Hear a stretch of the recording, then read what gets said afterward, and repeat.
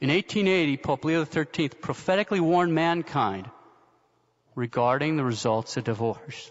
Listen carefully what the Holy Father has to say. Quote, "Truly, it is hardly possible to describe how great are the evils that flow from divorce. Mutual kindness is weakened. Deplorable inducements to unfaithfulness are supplied.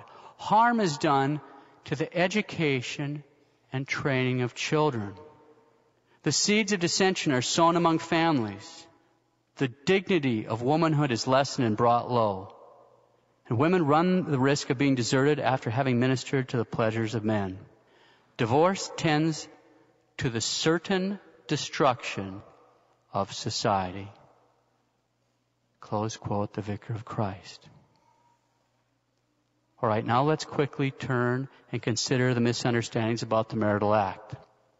In 1930, the Church of England broke all historical precedent when it resolved that married couples could lawfully use contraceptives to limit or avoid parenthood. Since then, every other denomination, both Protestant and Eastern Orthodox, has gone along.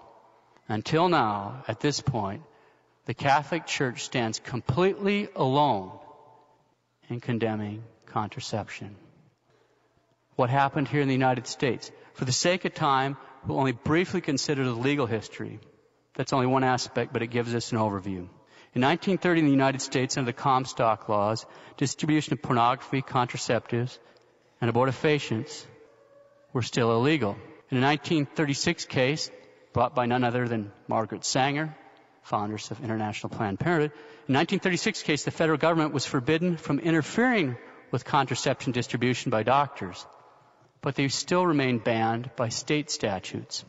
In 1965, in a case brought by the woman who's in charge of Planned Parenthood of Connecticut, the Supreme Court struck down the state's right to ban contraceptive distribution to married couples. At the same time, they produced out of nowhere this mythical right to privacy that exists in the shadow or the penumbra or the umber of the Constitution, somewhere that nobody can find it except them. In a 1972 case, the Supreme Court then extended this right to unmarried couples. And then those two precedents were used in the satanic 1973 case, Roe v. Wade, which decriminalized abortion, as well as in the 2000 Lawrence versus Texas case, which decriminalized all manner of perversion. Today, virtually all private, non-procreative, non-commercial acts between consenting adults are decriminalized, federally protected behaviors.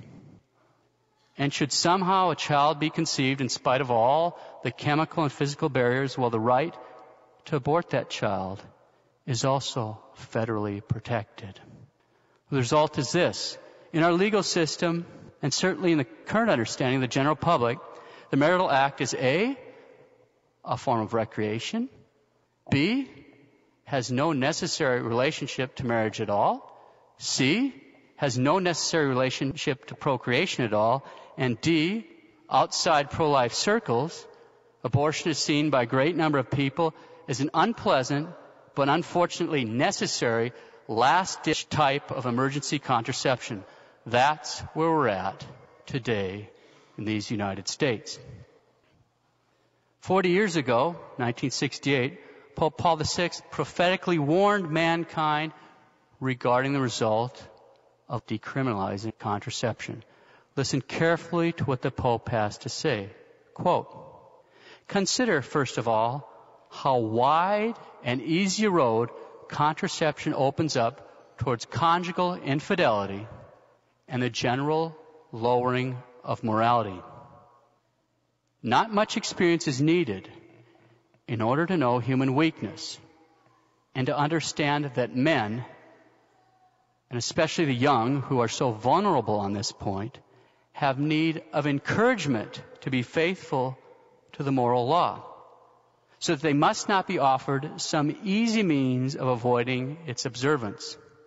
It is also to be feared that the man, growing used to the employment of contraceptive practices, may finally lose respect for the woman, and no longer caring for her physical and psychological equilibrium, may come to the point of considering her as a mere instrument of selfish enjoyment and no longer his respected and beloved companion.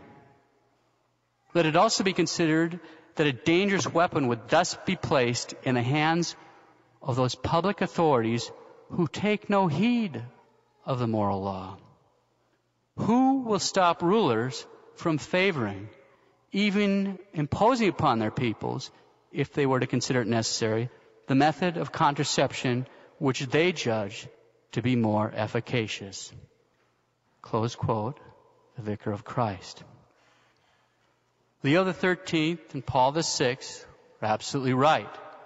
Look around out there. What do we see? Latchkey children, lonely, confused, lost youth, despair, drunkenness, drugs, divorce, promiscuity, porn, perversion, Planned Parenthood, paganism, empty parishes, consolidations and parish closures, dying neighborhoods, collapsing social structures, a so-called vocations crisis.